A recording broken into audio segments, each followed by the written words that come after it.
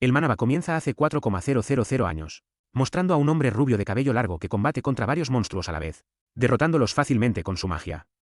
Los monstruos, que al parecer pueden hablar, le preguntan quién es exactamente. El mago responde, preguntando si acaso no han oído hablar de él. Se presenta como el apóstol de la justicia que lucha contra la horda del mal, el gran mago de 9 estrellas, el más fuerte de la humanidad, Lucas Traumen. Esto enfurece a los monstruos, quienes le dicen que cómo se atreve un simple humano a desafiarlos. El protagonista, con una sonrisa presumida, los llama anticuados y les explica que, una vez que alguien como él logra todo lo que se ha propuesto, empieza a ayudar al mundo. Los monstruos se ríen, pensando que el humano no puede vencerlos, pero son interrumpidos cuando el protagonista comienza a crear un gran sello mágico. Sorprendidos, los monstruos lo observan, y él les dice que, por supuesto, cree que puede derrotarlos. Entonces lanza un hechizo que fulmina por completo a los monstruos, y les dice a sus cadáveres que los humanos no son tan débiles como piensan. Sin embargo, el protagonista se confía demasiado, y los monstruos le advierten que su ego es excesivo. Lo rodean, y él se da cuenta de que no puede concentrar su mana. Es entonces cuando comprendemos que estaba enfrentándose a un dios, y ese pecado no le es permitido a la humanidad. El dios le declara que será sumergido en la oscuridad absoluta del abismo, donde vagará sin cesar, dudando incluso de su propia existencia y lamentándola profundamente. Después de esto, el protagonista se pierde en la oscuridad. La historia se traslada al presente, donde 3 chicos están golpeando a un joven de cabello largo y gris. Uno de ellos le pregunta si acaso cree que son mendigos, ya que están robándole el dinero, y el chico no lleva mucho. Qué pena me dan los bolsillos del reputado tercer hijo de la casa Blake, están vacíos. Después de todo, ¿de qué sirve ser el tercer hijo de una familia prestigiosa? Tú, a diferencia de tu hermano, eres una basura sin talento. El chico lo toma del cabello y le dice que, a pesar de todo, le gusta como es, ya que no importa cuánto lo insulten, sea por ser la vergüenza de su familia o el peor estudiante de la academia. ¿Por qué no te mueres?, le pregunta, añadiendo que, si estuviera en su lugar, ya habría terminado con su propia vida. Luego, se ríe y sigue golpeándolo, disfrutando de que puede hacerlo una y otra vez. Tras un rato de golpearlo, antes de irse, el chico le pregunta si sabe que mañana habrá una práctica de magia por la tarde. Le avisa que estarán emparejados y le pide que no se asuste, prometiendo que será gentil, con él mientras le pisa la cara. Recordarás mañana hasta el día de tu muerte, porque a partir de mañana no podrás caminar correctamente, amenaza, mientras lo golpea un poco más. Al acabar, le dice que duerma bien, ya que necesita estar en buenas condiciones para el día siguiente. Después de que se van, el joven de cabello gris, tirado en el suelo, piensa que quiere ser más fuerte. Este pensamiento, al parecer, es escuchado por Lucas, quien mira a su alrededor. No ve a nadie y supone que es una alucinación, pensando que, después de 4,000 años ahí, ya era hora de que empezara a perder la razón. En el siguiente capítulo, Lucas reflexiona sobre cuánto tiempo ha pasado, sospechando que han sido miles de años en lo que él llama el castigo de Dios. Se pregunta si esto representa el miedo absoluto. Vuelve a escuchar las palabras del chico de cabello gris, quiero ser más fuerte. Intrigado, considera que tal vez no sea una alucinación, y que su propia conciencia le está hablando. Con cierta amargura, se dice a sí mismo que no sabía que era tan débil. Por otro lado, vemos al joven de cabello gris, Fry, hablando con su padre. Con voz fría, su padre le repite que quiere que desaparezca de su vida, que no puede seguir soportando como deshonra el nombre de su familia. Esto deja a Fry en shock, pero rápidamente lo acepta y le pregunta si tan grave es el pecado de ser débil. Su padre, desde su trono, le responde que es suficiente, que esa pregunta no tiene respuesta para alguien como él. En la familia Blake, no hay cabida para los débiles. A partir de ahora, Fry, ya no reconoceré tu existencia, y tú no deberías reconocer la mía. Esas palabras destrozan a Fry, quien se queda entre lágrimas mientras su padre se retira sin mirarlo. Más tarde, en su habitación, Fry contempla acabar con su vida. Sostiene un frasco de pastillas, lo aprieta con fuerza y murmura que la muerte es realmente aterradora. Sin embargo, antes de que descubramos lo que ocurre, la escena cambia a Lucas, quien parece estar enfrentándose al dios. Dudas, dudas y más dudas, al final, dudarás hasta de tu propia existencia, le dice el dios. Cállate, Dios, ¿quién demonios es, Dios, orden, leyes, realmente apruebas un mundo tan irracional? Ahora entiendo por qué este mundo está tan corrompido. Sé quién lo está llevando a este estado. Y por eso no me rendiré, semidios. Si pudieras experimentar cómo vive la gente de este mundo que dices guiar, soportaría con gusto este castigo. De repente, una luz lo interrumpe, y a través de ella, Lucas ve a Fry en el otro lado, muriendo después de ingerir las pastillas. Confundido, se pregunta quién es ese chico y cómo logró entrar en su conciencia. Escucha los pensamientos de Fry, no me arrepiento de nada. Un pájaro sin alas está destinado a morir, tal como lo dicta la naturaleza. Todo es mi culpa. Mi culpa por no haber nacido con alas. Mi culpa por no haber nacido más fuerte. Mientras se desploma, recuerda el maltrato que ha sufrido, las miradas de desprecio, y como lo llamaban la vergüenza de su familia. En su mente surge la imagen del chico de cabello naranja que alguna vez le sugirió acabar con su vida. No me hagan reír, ¿quiénes se creen que son para juzgarme?, piensa Fry, tirado en el suelo. Lucas observa toda la escena frente a él, y de repente siente como las ataduras que lo mantenían cautivo empiezan a liberarlo. Se pregunta qué está ocurriendo, y se da cuenta de que desde el momento en que ese chico entró en su mente, sintió algo cálido, como si el sol hubiera vuelto a brillar sobre él. Lucas se acerca a Fry, le toca la cabeza suavemente y se pregunta quién es realmente. Antes de morir, Fry desea que, si pudiera renacer, esta vez tendría alas y volaría hasta la cima más alta, observando el mundo con un solo ojo. Segundos después, Fry se levanta, sus heridas se han regenerado, pero ya no es Fry, sino Lucas, quien piensa que finalmente ha regresado después de 4,000 años.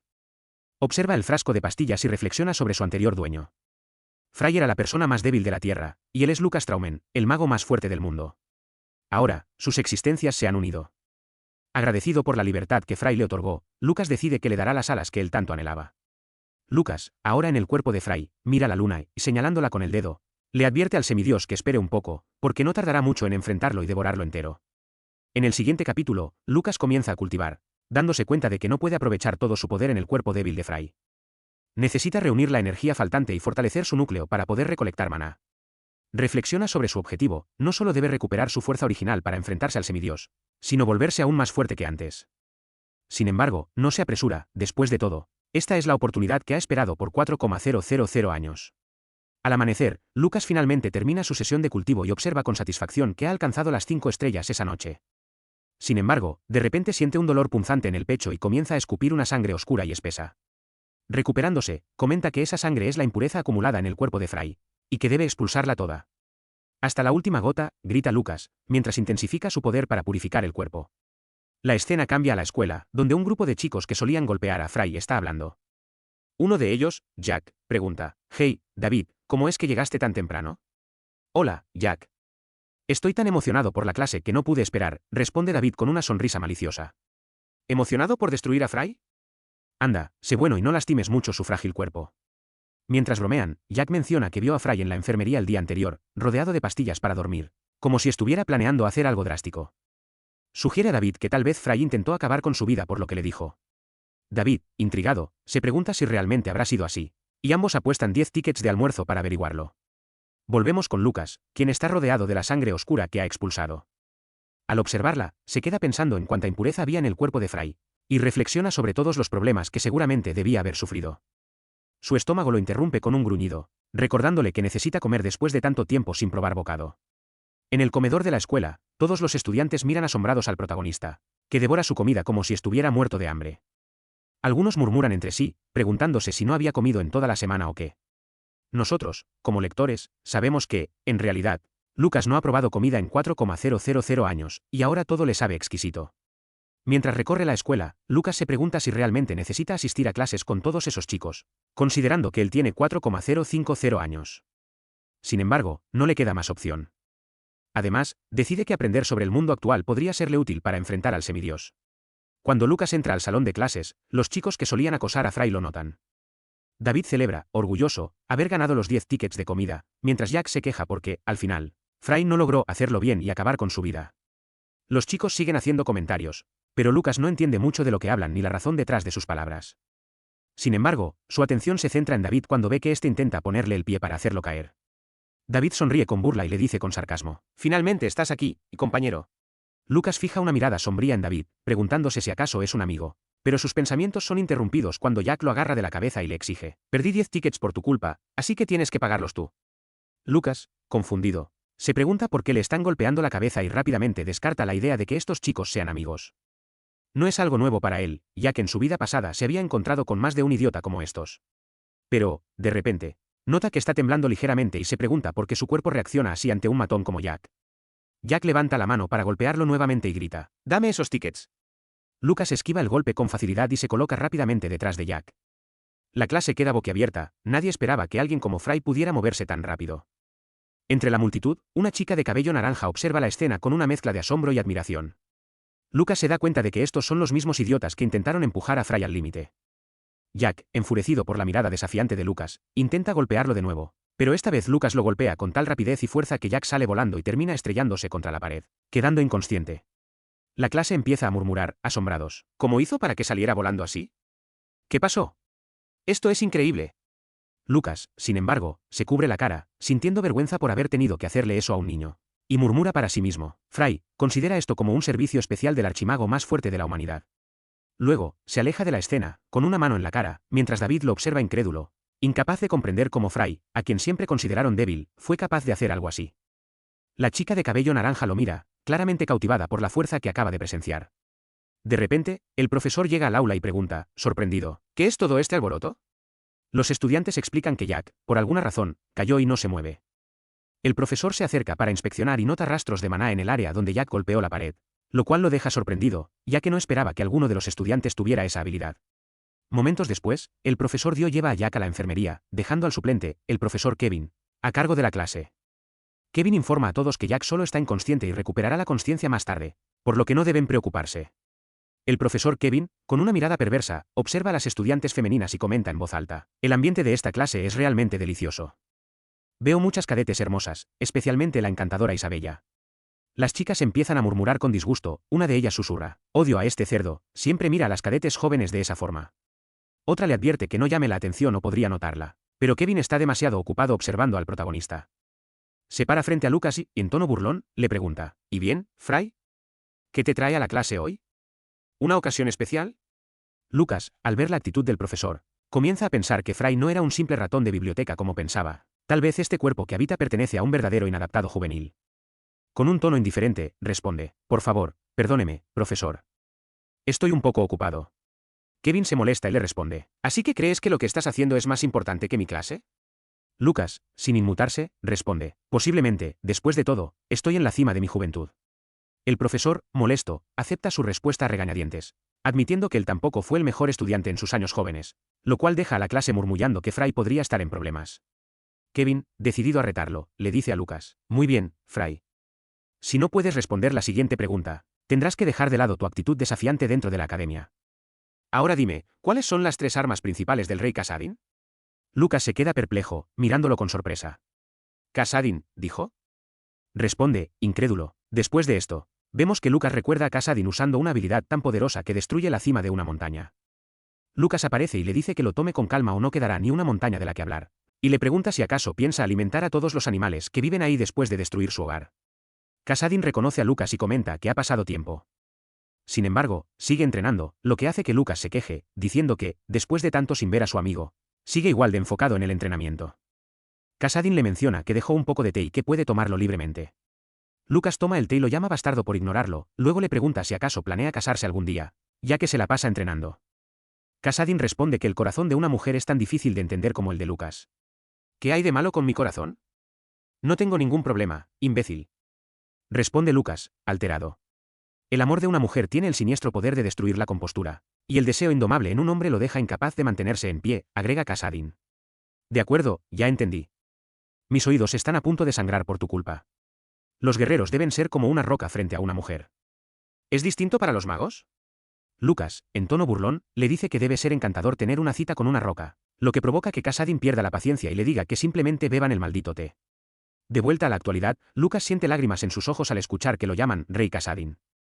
Se alegra al ver que, después de 4000 años, Kasadin ha logrado reconocimiento, siendo ahora una celebridad, el mismo idiota que no hacía más que entrenar. El profesor interrumpe, preguntándole si puede responder a la pregunta.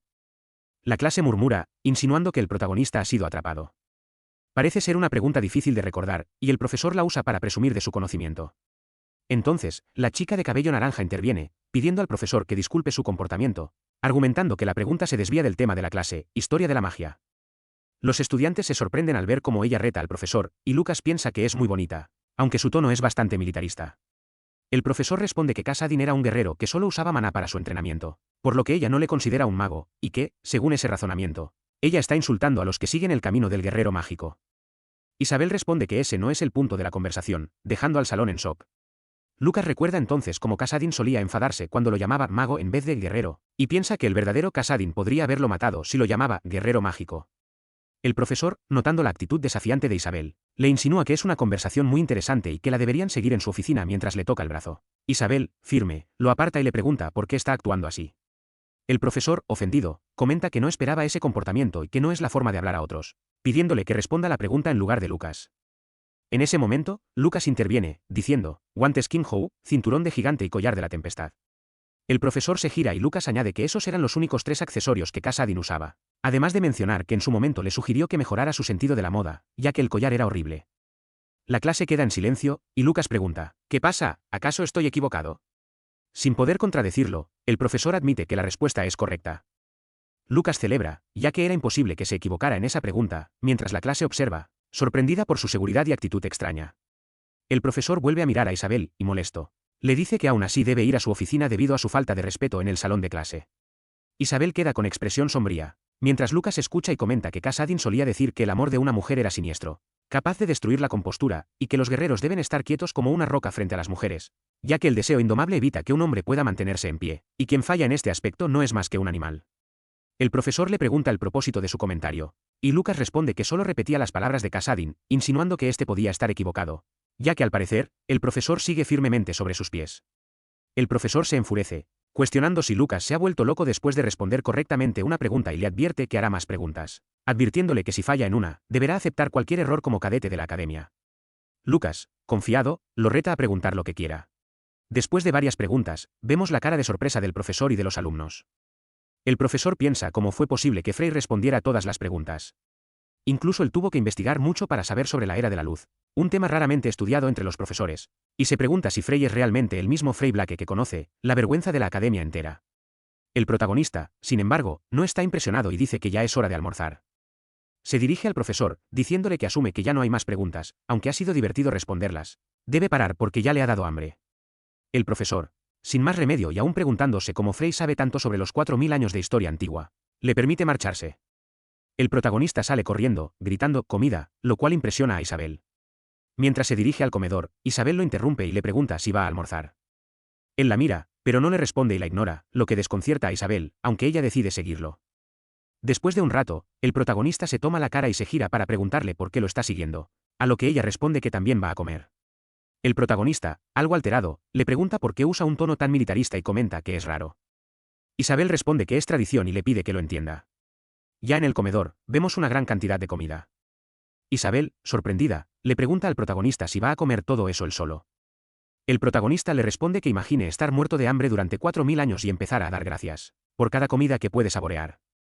Isabel le pregunta ¿4000 años? ¿De qué hablas? Él le responde, nada que te concierna. ¿Por qué me sigues tanto?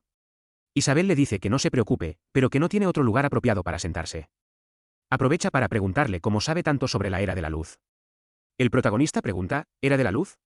Ella le explica que se refiere a la era de los 4 grandes hombres que vivieron hace 4000 años y que fue etiquetada como la Era de la Luz debido a sus cegadoras magias.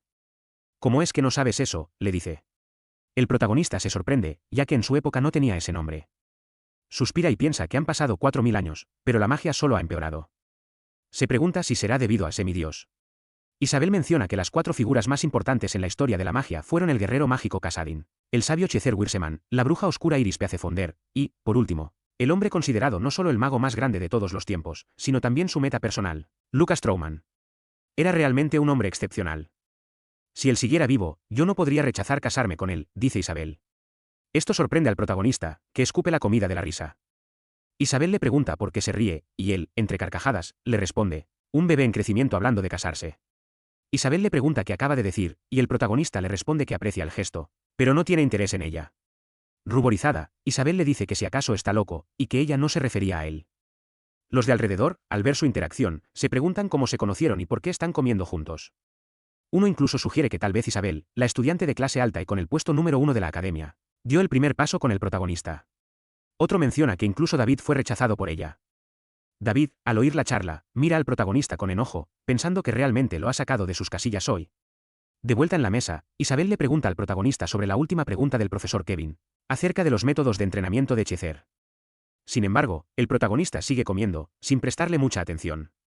Isabel menciona que la respuesta que dio fue de asimilación, crecimiento y conflicto, y comenta que solo ha estudiado hasta asimilación y crecimiento, por lo que le pide que le enseñe el método de entrenamiento de conflicto. El protagonista, mientras sigue comiendo, le pregunta cuál es su rango. Ella responde que está en el 3er grado de habilidad. Sin mucha sorpresa, el protagonista comenta que está bien para su edad ser 3er grado. Isabel, notando algo, le dice que cuando habla, parece hacerlo como si fuera más viejo que ella. El protagonista, quien parece no asimilar que ahora está en el cuerpo de Frey, le dice que vivió mucho tiempo. Isabel le pregunta si acaso no tienen la misma edad, y él responde que sí en ciertos aspectos, pero en otros no. Ella le pregunta a qué se refiere, pero él la ignora, suspirando y diciendo que comió muy bien. Se levanta para llevar los platos, mientras Isabel le pide que espere, pues aún no ha respondido su pregunta. Él la interrumpe, diciéndole que lea libros, él no tiene conocimiento de esos métodos, solo experiencia práctica, por lo que no puede enseñarle correctamente. Esto deja sorprendida a Isabel, quien se pregunta quién es realmente él. Después de un rato, todos los estudiantes se reunieron en la clase de práctica, donde llevarían a cabo batallas mágicas de entrenamiento, enfrentándose uno contra uno. Solo se permitiría utilizar hechizos mágicos de una estrella para mantener la igualdad entre ellos. En medio del bullicio, David destacaba. Había esperado con ansias esta clase y no disimulaba su desprecio al observar al protagonista, que permanecía sentado junto a Isabel. Ella, confundida, decidió preguntar a la profesora sobre el concepto de las batallas. La respuesta fue clara y contundente: serían enfrentamientos reales, en los que cada estudiante sería responsable de sus propias heridas. Según la profesora, debían prepararse como si fueran a una verdadera lucha. Mientras la profesora hablaba, el protagonista no apartaba su mirada de ella. Su atención no pasó desapercibida para Isabel, quien, con cierta sospecha, le preguntó si estaba mirando a la profesora Jane. El protagonista, sin rodeos y con absoluta sinceridad, respondió que sí, que era hermosa. Esto dejó a Isabel perpleja. Indignada, le reprochó cómo podía estar diciendo semejante cosa sobre alguien que estaba claramente en sus 40 años. Sin un atisbo de vergüenza, el protagonista reafirmó su opinión con una sonrisa, asegurando que la profesora era hermosa, sin importar cómo se le mirara. Isabel murmuró que hasta su gusto por las mujeres era propio de alguien viejo. La tensión en la clase creció cuando la profesora anunció el primer combate: el enfrentamiento sería entre David y el protagonista. Ambos se miraron con un evidente odio, y David, como era de esperar, intentó provocar al protagonista con sus palabras. Burlándose, dijo que no había podido dormir la noche anterior de la emoción por tener la oportunidad de torturarlo. Sin embargo, el protagonista lo ignoró completamente, pasando a su lado como si no hubiera escuchado nada. El motivo quedó claro poco después: su objetivo era la profesora Jane. El salón quedó atónito al ver lo que hacía el protagonista. Había tomado por la cintura a la profesora y, con un tono firme pero encantador, le confesó que ahora entendía por qué había despertado de ese sueño eterno: había sido para conocerla. La profesora, completamente desconcertada, no comprendía qué estaba ocurriendo. Sin darle tiempo a reaccionar, el protagonista añadió que no debía preocuparse, asegurando que, a pesar de su apariencia, su alma había vivido más que la de ella. Entonces, con una confianza desbordante, le preguntó si le concedería el honor de cenar con él esa noche. Jane, visiblemente avergonzada, le ordenó regresar a su lugar, advirtiéndole que sería su último aviso. Pero el protagonista no se detuvo allí. Con una sonrisa, propuso una contraoferta: si ganaba el enfrentamiento, le gustaría invitarla a cenar. La profesora, aunque incrédula, no pudo evitar reírse. ¿Cómo podría alguien como él, que apenas podía lanzar hechizos de una estrella, derrotar a David, quien ya tenía el nivel de 3 estrellas? No obstante, aceptó el reto, probablemente confiando en la imposibilidad de que aquello sucediera. Mientras regresaba a su lugar, el protagonista reafirmó que entonces era una promesa. La profesora, con las piernas temblorosas, se preguntaba qué estaba haciendo y por qué su corazón se había acelerado por un simple estudiante. Por su parte, David, aún más irritado por el desplante, intentó nuevamente provocar al protagonista, burlándose de sus gustos y sugiriendo que quizá lo que buscaba era que la profesora cancelara el encuentro. Sin embargo, el protagonista, mientras se estiraba, ignoró sus comentarios. David, exasperado, le recordó lo que había dicho antes: hoy sería el último día que caminaría correctamente. Con una sonrisa maliciosa, añadió que comenzaría destruyendo sus cuerdas vocales, y luego rompería sus extremidades una por una, asegurándose de que no pudiera rendirse ni gritar, convirtiendo la pelea en algo divertido. Cuando la profesora dio inicio al combate, David fue el primero en atacar, utilizando un hechizo llamado Stone Eye. Este invocó una enorme piedra afilada, dejando a los estudiantes boquiabiertos. Isabel, sorprendida, le preguntó a la profesora si no había dicho que solo se permitirían hechizos de una estrella, a lo que ella respondió que David no estaba rompiendo las reglas. Entonces, David explicó que Stone Eye era posible gracias a un hechizo de su familia llamado Visión Mágica, un arte único que, bajo ciertas condiciones, permitía incluso a un mago de una estrella ejecutar técnicas avanzadas. El protagonista, sin inmutarse, comentó con calma que Visión Mágica debía ser el orgullo de su casa y le preguntó si lo utilizaba para molestar a los demás. David, ignorando sus palabras, le preguntó si estaba asustado. La respuesta del protagonista fue invocar un misil mágico, lo que generó risas en su oponente. Con un tono burlón, David le preguntó si realmente pensaba enfrentar su Stone Eye con un simple misil mágico. El desenlace fue inesperado. El protagonista lanzó el hechizo con un simple movimiento de su dedo. El misil mágico salió disparado a una velocidad increíble, atravesó el hechizo de David sin esfuerzo y lo golpeó directamente en el cuello. El impacto fue tal que David salió volando, aterrizando en el suelo completamente noqueado, mientras escupía espuma por la boca. El impacto de la batalla dejó a todos en la sala completamente atónitos. Los estudiantes y la profesora Jane no podían creer que el protagonista hubiera sido capaz de derrotar a David, un prodigio que dominaba la visión mágica. Mientras tanto, el protagonista miraba el cuerpo derribado de David con una expresión de confianza imperturbable. David, tirado en el suelo, intentaba hablar, pero el golpe en su garganta se lo impedía. Balbuceaba torpemente, sin poder emitir sonido alguno. El protagonista, con una mirada fría, rompió el silencio. Usar la visión mágica para molestar a los demás es una completa vergüenza. Estás manchando el nombre de tu propia familia. Al escuchar esto, David, asustado, comenzó a alejarse a rastras, incapaz de pronunciar una palabra. El protagonista lo siguió lentamente, y con un tono calmado, le preguntó, ¿qué fue lo que dijiste antes? ¿Algo sobre destruir mis cuerdas vocales? ¿Y qué más? Ah, ya lo recuerdo, ¿no era algo sobre romper mis extremidades una por una? Al decir esto, levantó su mano y conjuró otro misil mágico. La esfera de energía flotaba amenazante en el aire mientras David, completamente aterrorizado, intentaba suplicar piedad, pero su voz no salía. Finalmente, el protagonista lanzó el hechizo, impactando directamente en la pierna de David y fracturándole los huesos con un crujido seco. David continuaba balbuceando, incapaz de articular palabras, mientras el protagonista lo interrumpía. ¿Qué te ocurre? ¿No era esto lo que querías? Preguntó con una sonrisa de satisfacción. Desde las gradas, Isabel, horrorizada, observaba todo en silencio. Finalmente, volteó hacia Jane y le pidió que detuviera el combate. Profesora, ya hay un ganador. Por favor, hágalo parar. Sin embargo, Jane, con una expresión seria, negó con la cabeza. David no ha declarado su derrota. Isabel, frustrada, intentó explicarle, pero no puede hablar. Su voz.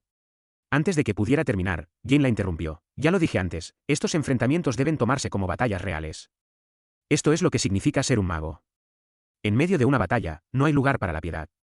El camino de un mago es imposible de seguir sin una mentalidad fuerte. De vuelta al centro de la sala, el protagonista se inclinó hacia David, mirándolo con frialdad. Cuando disfrutabas molestándome, ¿no te gustaba cuando las cosas se volvían contra ti? El mundo está lleno de basura como tú, magos que caminan con la cabeza en alto, creyéndose invencibles. Por el bien de la sociedad, es mejor que no vuelvas a usar magia. Se acercó aún más y, con un tono más ligero, añadió, es broma. ¿De verdad creíste que iba a romperte todas las extremidades? Después de todo, soy un buen tipo. Me sentiría mal si te dejara sin piernas. David, al escuchar esto, soltó un suspiro de alivio. Pero el protagonista, con una sonrisa sutil, se giró y añadió, aunque, pensándolo bien, tienes dos piernas, ¿no? Antes de que nadie pudiera detenerlo, lanzó otro misil mágico, que impactó en la otra pierna de David, dejándolo completamente incapacitado. Desde las gradas, dos estudiantes observaban al protagonista con interés. Uno de ellos comentó, es más habilidoso de lo que pensaba. Sin decir más, ambos se marcharon. La noticia del combate se esparció rápidamente por toda la academia. Los pasillos se llenaron de murmullos y rumores. Algunos decían que el protagonista había atrapado el suelo con David, dejándolo con las cuerdas vocales y una pierna en tan mal estado que tuvieron que llevarlo a casa. Otros se preguntaban si la carrera de David como mago había terminado. También había quienes afirmaban que David se lo merecía, aunque no podían entender cómo el inútil del protagonista había logrado derrotarlo. Mientras caminaba por los pasillos, las miradas se fijaban en el protagonista, y las conversaciones se volvían susurros. Algunos se preguntaban si acaso había hecho un pacto con el diablo. Su caminata fue interrumpida por un estudiante que lo llamó desde un costado. ¿Eres Frey Blake? El protagonista, algo desconcertado, asintió. Sí, soy yo. ¿Quién eres tú? El estudiante se presentó con una sonrisa. Soy Douman Millost, cadete de cuarto año. Douman no perdió tiempo en su propuesta. Quiero invitarte a unirte a un grupo especial, los Anillos de Trauman. El protagonista frunció el ceño, cuestionando el nombre. ¿Trauman? Ese es mi apellido. Douman asintió. Como cadete de la academia, deberías saber quiénes son. Pero déjame explicarte. Somos un grupo selecto de cadetes que representamos a la Academia del Oeste. Nadie puede entrar a los Anillos de Trauman, solo los seleccionados. Mientras hablaba, Douman mostró un anillo dorado en su dedo. Este es nuestro símbolo. ¿No crees que es genial? Con esto, podrías elegir cualquier carrera que quisieras. Nunca pasarías hambre. El protagonista, sin embargo, permanecía escéptico. ¿Cuál es el objetivo de reclamar falsamente el apellido de alguien? Douman, sin desanimarse, continuó. Eso no es todo. El líder de los Anillos de Trauman no es otro que... Antes de que pudiera terminar, el protagonista lo interrumpió. No me interesa. Estoy bien así. Douman, sorprendido, exclamó. ¿Estás loco? Estamos hablando de los Anillos de Trauman. Otro estudiante se acercó, colocando una mano en el hombro de Douman. Es suficiente. Está claro que no está interesado. El recién llegado se presentó formalmente. Soy Peranjune, el líder de los Anillos de Trauman. Su tono era serio, y parecía dispuesto a tratar con el protagonista de una manera más directa. El protagonista evaluó a Perán con detenimiento, impresionado por su compostura a pesar de su juventud. Sin embargo, se limitó a rechazar la oferta una vez más, declarando que, según él, nada cambiaría al unirse a su grupo. Además, añadió con frialdad que no protegería su nombre, deseándole suerte antes de marcharse. Ante esta respuesta, Douman explotó, llamándolo bastardo sinvergüenza, dispuesto a ir tras él. Sin embargo, fue detenido por la firme mirada de Perán, que logró calmarlo de inmediato. Douman, visiblemente avergonzado, se disculpó. Por su parte, Perán permaneció en silencio, observando al protagonista con una expresión seria mientras éste se alejaba.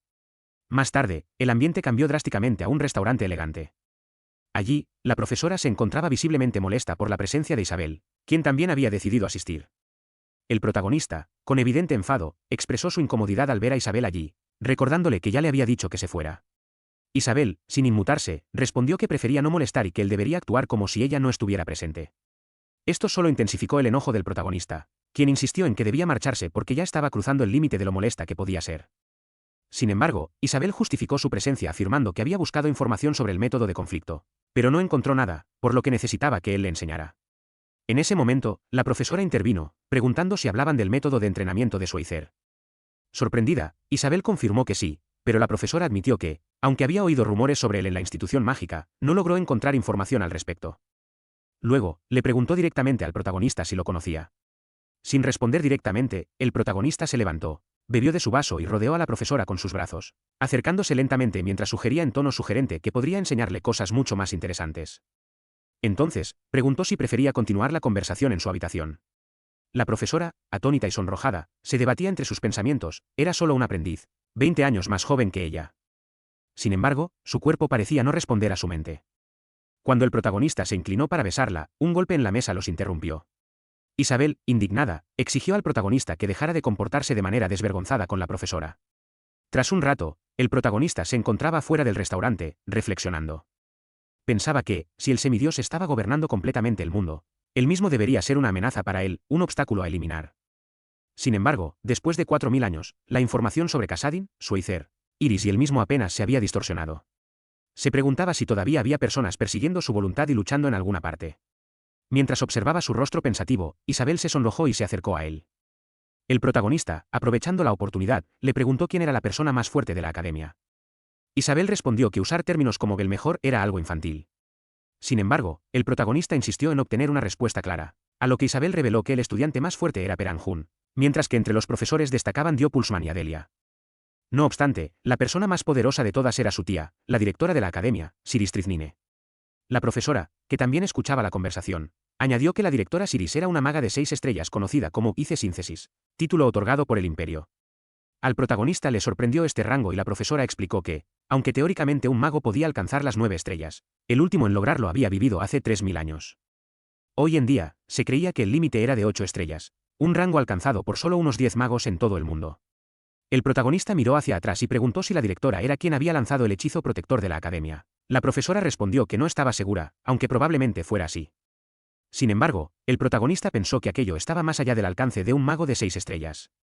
Mientras reflexionaba, recordó la invitación a unirse a los anillos de Trauman. Afirmó para sí mismo que algo no estaba bien y que la directora Siris, tía de Isabel, podría tener respuestas. Llamó a Isabel con la intención de preguntarle, pero al reflexionar sobre las posibles influencias del semidios, decidió no involucrar a alguien inocente. Finalmente, cambió su pregunta y le dijo a Isabel que estaba considerando alcanzar las 7 estrellas. Tanto Isabel como la profesora quedaron sorprendidas. La profesora, con una risa, comentó que eso podría tomarle entre 10 y 20 años. Pero el protagonista, con confianza, respondió que si entrenaba lo suficiente, lo lograría antes de que terminaran las vacaciones. Esta declaración dejó a ambas aún más asombradas. La profesora, con una mezcla de incredulidad y diversión, dijo que estaba bien soñar y apuntar alto. Sin embargo, el protagonista, mientras la observaba fijamente, se acercó por la espalda, la abrazó y le dijo que no solo sus sueños eran grandes, sino también su amor, preguntándole si quería comprobarlo. La profesora, completamente sonrojada, intentó detenerlo, pensando que no podía involucrarse con un estudiante. Nuevamente, Isabel intervino, advirtiéndole al protagonista que, si continuaba actuando de forma desvergonzada, lo reportaría a su tía. El protagonista, con una expresión inexpresiva, se alejó y murmuró que por eso no le gustaban los niños. La profesora, para sorpresa de Isabel, coincidió con él. Alterada, Isabel preguntó a qué se referían, pero la profesora evitó responder. Mientras tanto, el protagonista, mirando la luna, concluyó que no necesitaba apresurarse. Lo único que debía hacer era avanzar sin cometer errores. Afirmó con convicción que esa era la forma más rápida.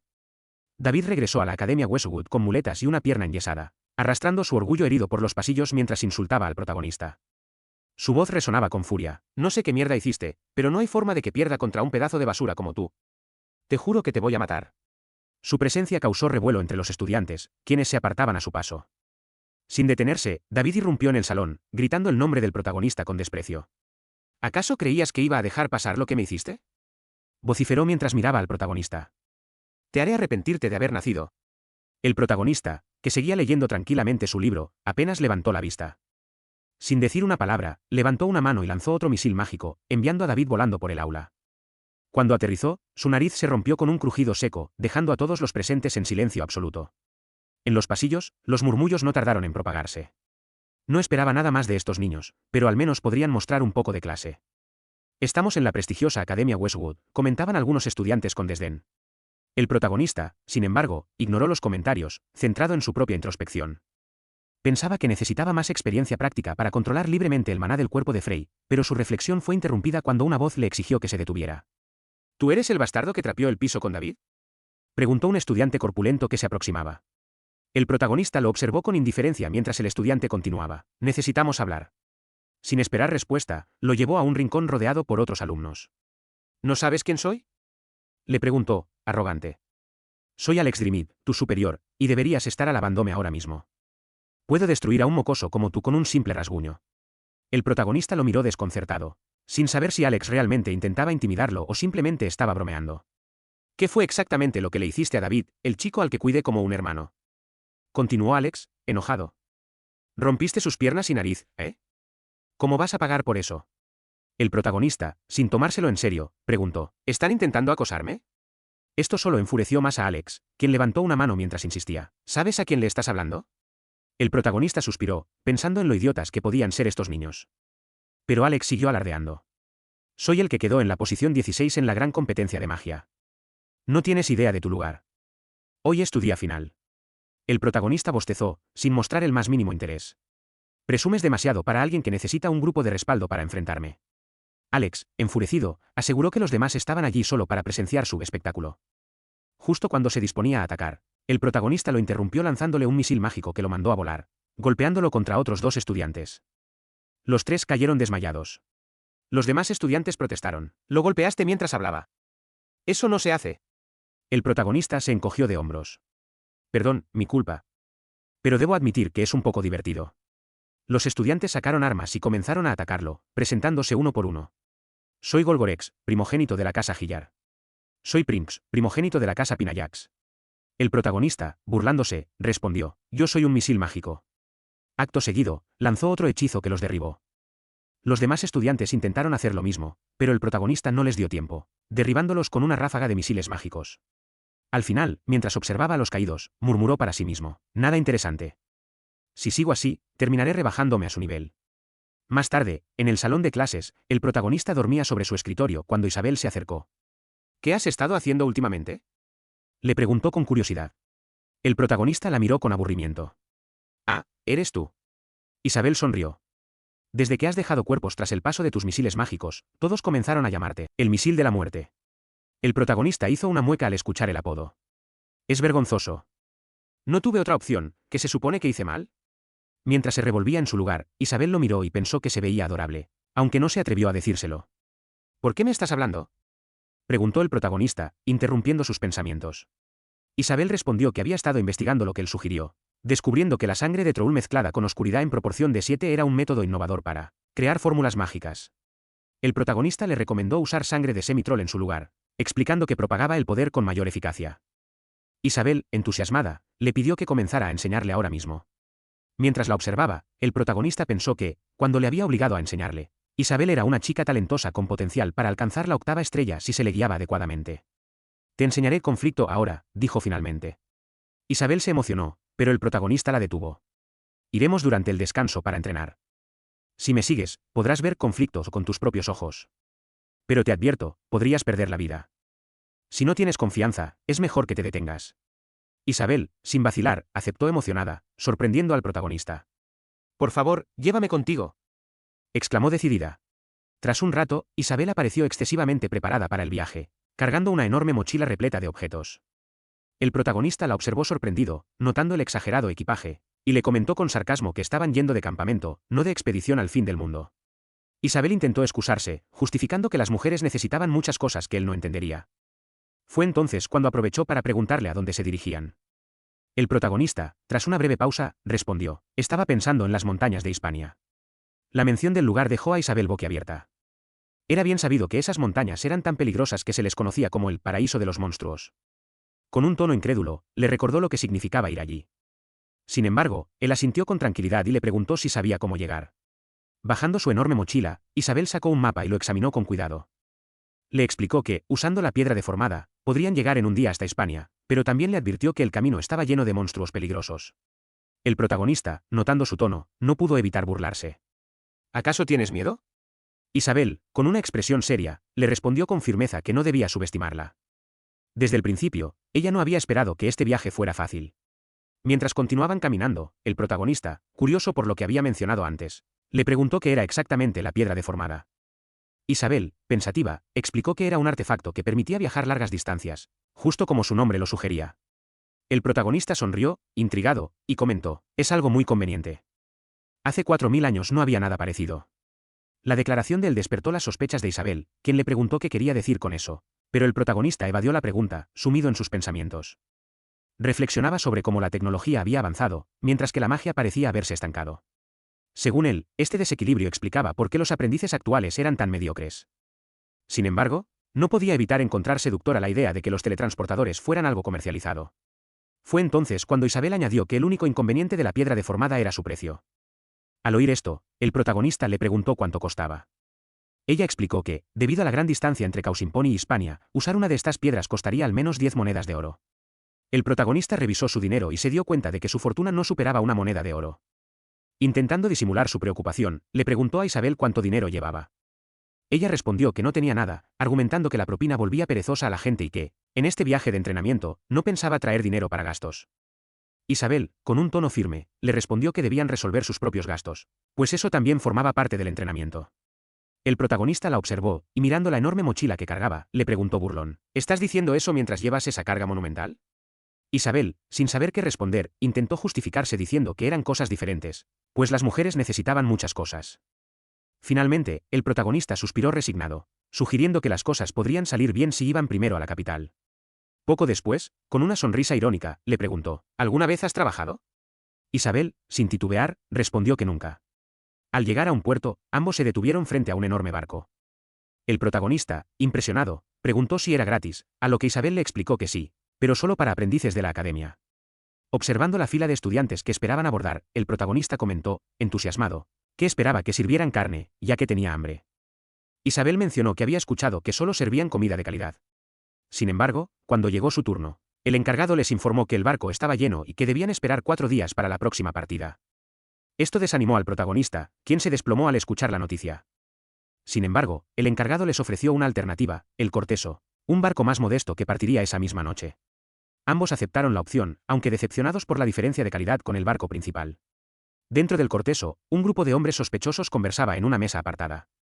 Uno de ellos informó al capitán que todo estaba listo, a lo que éste respondió con una sonrisa siniestra: perfecto. Esta noche será inolvidable. Otro hombre, riendo, comentó algo sobre haberse quitado el ojo como símbolo de los piratas. El capitán, irritado, le recriminó su decisión, llamándolo loco por estirparse un ojo perfectamente funcional. La banda se rió entre comentarios, mientras el capitán señalaba un mapa en la mesa. Finalmente, anunció que su objetivo sería un barco que se detendría en Geotambuy, lleno de mocosos de familias ricas. A bordo del Corteso, el capitán se presentó como Mac Martínez. Isabel, agradecida, comentó que estarían bajo su cuidado, ya que de no ser por ese barco, habrían quedado atrapados en la ciudad durante 4 días. Sin embargo, al observar lo vacío que estaba el barco, Isabel le preguntó si había alguna razón para eso. El capitán explicó que probablemente se debía a que la ruta del Corteso atravesaba el archipiélago Oskal, una zona conocida por la presencia de piratas. Esto sorprendió a Isabel, pero el capitán la tranquilizó diciendo que 2 barcos de guerra escoltaban al Corteso, cada uno con un mago de 4 estrellas, lo que hacía improbable que los piratas se atrevieran a atacarlos. Sin embargo, no pasó mucho tiempo antes de que los pasajeros comenzaran a gritar alarmados: habían avistado piratas. Frente a ellos apareció un barco impresionante, equipado con numerosos cañones. El capitán del Corteso recibió la noticia de que los barcos de guerra habían sido hundidos, lo que dejó claro que la situación era mucho más grave de lo esperado. En el otro barco se encontraba el grupo de bandidos que habíamos visto reunido anteriormente. Retrocediendo unos minutos, se puede observar cómo uno de los tripulantes informa al capitán que otros 2 barcos de guerra escoltan al objetivo. Sin embargo, el capitán, con una calma casi inquietante, les ordena que no se preocupen, asegurándoles que aquella persona se encargará del problema. De inmediato, la escena muestra a un Lich, un ser inmortal de apariencia aterradora. Uno de los bandidos comenta, con un tono de asombro, que había oído hablar de estas criaturas, pero jamás había visto una con sus propios ojos. Mientras tanto, el Lich, conocido como Lord Dular, terminaba de conjurar un hechizo llamado Ice Spear. Este conjuro generaba enormes púas de hielo que caían desde el cielo sobre los barcos escoltas. Los magos a bordo de las naves trataron de protegerlas utilizando sus habilidades mágicas, pero sus esfuerzos resultaron insuficientes. Las lanzas de hielo atravesaron sus defensas con una fuerza devastadora, destruyendo ambos barcos. Ante esta escena, el capitán de los bandidos soltó una risa estruendosa, emocionado por las ganancias que esto prometía. Dirigiéndose al Lich, el capitán expresó su gratitud y lo elogió por haber aniquilado 2 barcos de guerra de un solo movimiento.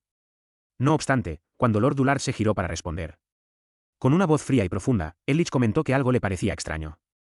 El capitán, confundido y algo nervioso, preguntó qué ocurría. Lord Dular le explicó que había lanzado 3 lanzas de hielo, pero una de ellas, dirigida al barco del objetivo principal, no había llegado a impactar. El capitán, algo molesto, le recordó que le había ordenado no atacar ese barco en particular, ya que planeaban tomar a los pasajeros como rehenes. Sin embargo, el Lich insistió en que su intención no era matar a nadie, sino hundir el barco para evitar que escaparan, ya que eso podría causarles complicaciones. Con un tono enigmático, agregó que algo extraño estaba protegiendo ese barco. Mientras tanto, en el barco del protagonista, el capitán intentaba calmar a los pasajeros, instándolos a seguir las instrucciones de la tripulación. Sin embargo, el caos reinaba entre los estudiantes, quienes corrían de un lado a otro, dominados por el miedo. En medio de la confusión, un joven encapuchado de cabello rubio permanecía tranquilo. Por su porte, parecía ser el líder de los anillos de Trauman. Por su parte, Isabel, visiblemente asustada, mencionó que los barcos de guerra habían sido destruidos. El protagonista, con un gesto tranquilizador, le acarició la cabeza y le pidió que mantuviera la calma, asegurándole que solo eran piratas. Sin embargo, lo que realmente lo preocupaba era que, de las 3 lanzas de hielo que habían sido conjuradas, una había desaparecido en el aire antes de impactar su barco. Cuando Isabel le preguntó si él había intervenido para detener el hechizo, el protagonista negó con firmeza. En su mente, reflexionaba que, aunque podía percibir las fluctuaciones del maná, no poseía la capacidad de bloquear un hechizo de tal magnitud, así que no era tan diferente a Frey. Además, recordó que esta energía le resultaba familiar, lo que lo desconcertaba aún más. Por un momento, su mente quedó en blanco al sentir una presencia que le recordaba al semidios. Se esforzó por controlar el temblor en su cuerpo, recordándose que no se trataba del semidios, sino de un simple no muerto. Sin embargo, no podía evitar sentir el peso de la amenaza. Isabel, desconcertada, le preguntó quién había protegido el barco si no había sido él. Aunque el protagonista no tenía la respuesta, pensó que deberían agradecer a quien fuera que les hubiera ayudado. De repente, el barco de los piratas chocó contra el suyo, provocando el pánico entre los estudiantes. Los atacantes lanzaron tablones para abordar y comenzaron a invadir el barco, atacando a todos aquellos que no parecían ser estudiantes. Una vez que terminaron con la tripulación y los guardias, uno de los piratas comentó que, al principio, estaba decepcionado, creyendo que se trataba de un barco pequeño con pocos pasajeros. Sin embargo, al darse cuenta de su error, su semblante cambió a uno de codicia y satisfacción.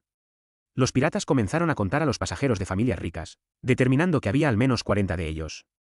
Entre risas, se mofaron de su buena fortuna, afirmando que podrían vivir el resto de sus vidas sin trabajar gracias a ese botín. Finalmente, el capitán de los piratas, con una sonrisa maliciosa, se presentó ante todos como el líder de los temidos Blood Pillagers. El capitán del Corteso, blandiendo una espada en su mano, miró fijamente al líder de los piratas y, con voz firme, le preguntó si sabía qué barco estaba atacando. El líder, sin mostrar ni una pizca de preocupación, respondió con una sonrisa burlona. Afirmó que, por supuesto, sabía de qué se trataba, un verdadero cofre del tesoro repleto de estudiantes provenientes de familias ricas. Los piratas comenzaron a reír estruendosamente, celebrando su aparente buena fortuna. Sin embargo, su jolgorio fue abruptamente interrumpido por un grito que resonó desde la cubierta. Un estudiante, lleno de indignación, alzó la voz preguntando cómo se atrevían a hablar de esa manera. Todas las miradas, tanto de los piratas como de los pasajeros, se dirigieron hacia él. Sin inmutarse por la atención, el joven continuó vociferando que no tenían idea de con quién se habían metido. Declaró que ese barco estaba lleno de estudiantes sobresalientes, futuros grandes magos que, algún día, cambiarían el mundo. Fue enfático al afirmar que los piratas habían cometido un grave error al escoger ese barco como objetivo. El capitán del Corteso trató de calmar al chico, instándolo a no actuar impulsivamente, pero sus palabras fueron ignoradas. En su lugar, el estudiante comenzó a recitar un hechizo, claramente dispuesto a atacar. El líder de los piratas, observando la situación, tomó la iniciativa. Con rapidez y precisión, lanzó un cuchillo que cruzó el aire en dirección al cuello del joven. Por un momento, pareció que el arma cumpliría su objetivo, pero su trayectoria se desvió ligeramente, pasando apenas a unos centímetros de su garganta. El líder, con una sonrisa torcida, comentó que nadie le permitiría lanzar su magia. El cuchillo, aunque no alcanzó al estudiante, logró silenciarlo y sembrar el caos entre los pasajeros. Los estudiantes comenzaron a gritar y buscar refugio, aterrorizados por lo que acababan de presenciar. Entre ellos, el protagonista permanecía en silencio, observando con atención. Algo le resultaba extraño, el cuchillo había cambiado de trayectoria de manera inexplicable. Sus ojos se posaron en un joven encapuchado que permanecía tranquilo entre la multitud, y una idea cruzó su mente. ¿Había sido él quien desvió el ataque? El encapuchado dio un paso adelante, acercándose al estudiante que había sido atacado. Con una voz tranquila pero firme, le dijo que no era rival para los piratas y que lo mejor que podía hacer era mantenerse callado y obediente. Mientras tanto, uno de los piratas, un hombre con un parche en el ojo, se volvió hacia su líder y, con tono incrédulo, le preguntó cómo era posible que hubiera fallado el lanzamiento. El líder, sin perder la compostura, respondió que lo había hecho a propósito. Explicó que esos estudiantes eran rehenes valiosos, y que no tenía intención de dañarlos de forma seria, aún. Adoptando una expresión sombría, el líder de los piratas decidió que ya era hora de dejar de perder el tiempo. Con una mirada maliciosa, señaló a un chico con lentes y anunció que empezarían con él. El joven, al escuchar sus palabras, se llenó de terror. Su miedo fue tal que perdió el control de su cuerpo y terminó orinándose en los pantalones. Los piratas estallaron en risas, y el líder, entre burlas, ordenó que lo bañaran. Uno de los hombres lo arrastró hasta el borde del barco y lo lanzó al mar. Mientras caía, el chico gritaba desesperadamente, pidiendo ayuda, pero nadie pudo hacer nada. Su voz se apagó al ser tragado por el inmenso océano. Los estudiantes, conmocionados, observaron en silencio. La facilidad con la que habían humillado a un supuesto mago de 2 estrellas fue un duro golpe para su confianza. Algunos, llenos de rabia y miedo, equiparon sus armas, listos para atacar. Sin embargo, sus hechizos rebotaron ineficazmente contra el líder de los piratas, hiriendo a sus propios compañeros en el proceso. La confusión se apoderó de ellos mientras intentaban entender lo que había sucedido. De repente, una aura oscura comenzó a envolver al líder de los piratas. Esta energía, tangible y aterradora, se extendió como un manto, atacando a los estudiantes. Los gritos de pánico llenaron el aire mientras la desesperación crecía. Entonces, apareció el Lich. Su presencia imponente dejó perplejos a todos, incluidos los estudiantes y el capitán del corteso. Isabel, quien hasta ese momento había tratado de mantener la calma, quedó boquiabierta. Para ella, era casi imposible creer lo que estaba viendo. Por otro lado, el protagonista permanecía impasible, con la misma expresión seria de siempre. El capitán del corteso observó a Lich con horror y, después de un momento de silencio, lo increpó. Afirmó que hacer un trato con un ser inmortal era una locura, ya que esas criaturas nunca actuaban sin un propósito oculto. Advirtió a los piratas que probablemente estaban siendo manipulados. El líder de los piratas se encogió de hombros. Dijo que no le importaba nada más que el dinero, y que, al fin y al cabo, no eran más que simples piratas. Mientras tanto, Isabel se aferraba al brazo del protagonista, quien, visiblemente incómodo, le pidió que se apartara porque tenía calor. Al mirarla más de cerca, notó que estaba completamente aterrada. Sin soltarlo, Isabel murmuró que todo lo que estaba ocurriendo era un desastre. Con voz temblorosa, añadió que el Lich debía ser al menos de 5 estrellas y que ahora entendía por qué los magos de 4 estrellas no habían podido defenderse. El Lich, con voz imponente, exigió que quien había bloqueado su magia se rebelara. Amenazó con lanzar más lanzas de hielo, esta vez en mayor cantidad, si no lo hacían. El líder de los piratas intentó calmarlo, pero una mirada del Lich fue suficiente para silenciarlo. Finalmente, alguien comenzó a avanzar entre la multitud. Todos los ojos se posaron en esta figura que, sin prisa, se acercó al frente. El Lich lo observó detenidamente y preguntó si era él quien había bloqueado su magia. Sin dudarlo, el joven afirmó que así era. El Lich exigió saber su nombre. En respuesta, el chico se quitó la capucha, dejando al descubierto su rostro. Los murmullos comenzaron a extenderse entre los estudiantes, todos sorprendidos al reconocerlo. Tal como se sospechaba, el encapuchado era Perán June, líder del club más grande de la academia. El protagonista observó a Isabel, quien seguía aferrada a su brazo. Había algo en su reacción al ver al chico rubio que llamó su atención. Intrigado, decidió provocarla un poco, preguntándole si lo conocía. Isabel no tardó en responder, señalando que no había ningún estudiante en su academia que no supiera quién era Perán June. Según explicó, no solo era el líder del club más grande de la academia, sino también el hijo legítimo de una de las casas más influyentes del imperio. Además, añadió que sus calificaciones siempre estaban entre las mejores y que competía constantemente con él por el primer lugar en la academia. El protagonista, de forma burlona, comentó que parecía que estaba presumiendo. Isabel, algo molesta, negó rápidamente. Dijo que no era así, pero reconoció que, aunque sus calificaciones fueran similares, El poder de Perán debía ser mucho mayor que el de ella. Mientras tanto, las chicas en el barco, al reconocer a Perán, comenzaron a sonrojarse. Algunas exclamaron emocionadas que estaban salvadas porque él estaba allí. Isabel, recuperando la calma, comentó que probablemente había sido Perán quien había detenido la magia de Lich. Incluso añadió que tal vez él podría lidiar con la situación actual. Sin embargo, el protagonista la interrumpió de inmediato. Con un tono despreocupado, le advirtió que no se hiciera ilusiones. Explicó que Perán, en ese momento, debía estar teniendo dificultades para mantenerse en pie frente al Lich. Añadió que ese ser era al menos de 5 estrellas y que, por lo que parecía, Perán recientemente había purificado su maná y alcanzando el nivel de 5 estrellas. Era un milagro que Perán aún siguiera vivo después de cancelar un hechizo de magia tan superior a su propia etapa. Isabel lo miró con esperanza y le preguntó si acaso él no estaba en una etapa más alta que el Lich. Sin cambiar su expresión desinteresada, el protagonista negó. Le repitió que se moviera, ya que seguía teniendo calor. Por otro lado, Perán reflexionaba en silencio, lamentando su elección. Había escogido ese barco para pasar desapercibido, pero ahora estaba claro que había sido una mala idea. Había tenido suerte al bloquear el primer hechizo del Lich, pero su cuerpo ahora se sentía al borde del colapso. Miró al imponente Lich frente a él y pensó que no era alguien contra quien pudiera luchar. El Lich, con una sonrisa cruel, comentó que había tenido buena suerte al encontrarse con alguien como Perán ese día. Alzó la voz y dejó claro que tenía grandes planes para él. Perán, aunque asustado, logró mantener la calma. Preguntó cuál era el objetivo del líder de los piratas, quien, con una sonrisa burlona, señaló a los demás estudiantes. Declaró que simplemente iban a escoltarlos hasta su destino, Causimponi, ya que todos eran amigos. Aclaró que, al llegar, recibirían una buena cantidad de dinero por garantizar su seguridad. Sin embargo, Perán no se dejó intimidar. Aunque sabía que no era lo suficientemente fuerte para enfrentarse al Lich, propuso que lo llevaran a él como único rehén.